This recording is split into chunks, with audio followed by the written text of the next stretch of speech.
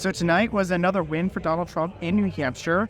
We were at the Nikki Haley campaign watch party. It's pretty much all over now. There's still some people in here. It's just, the party's kind of dying down now. A lot of Haley's supporters say that even though she technically lost to Donald Trump, they're optimistic because she cracked 40% and they feel that she still has some momentum. There's still time left. There's obviously a month between now and South Carolina, which takes place on February 24th.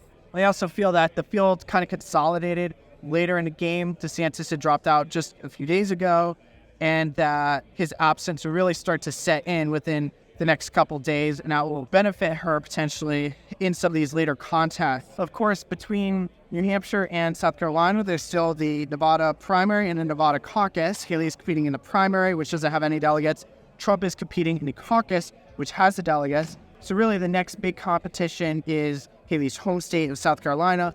Polling does peg her down pretty substantially, and Trump has been going out there touting some of his big ticket endorsements from prominent politicians in South Carolina, such as Lindsey Graham, Tim Scott, Governor McMaster, and noting that Haley doesn't have quite as many endorsements in her home state, despite the fact that she was governor there for almost 2 terms. And she has argued that the lack of endorsements is because she was tough on the state legislature. That's kind of been her explanation for this. She said that she forced state legislators to make their votes on the record and championed a number of reform measures such as ethics and different things that were good for the people, but politicians didn't like. That's kind of her spin on this. Haley herself congratulated Trump tonight. She struck a really optimistic tone. She noted that there's still going to be 48 states left in this competition. There's also a number of territories left, and that this has a ways to go.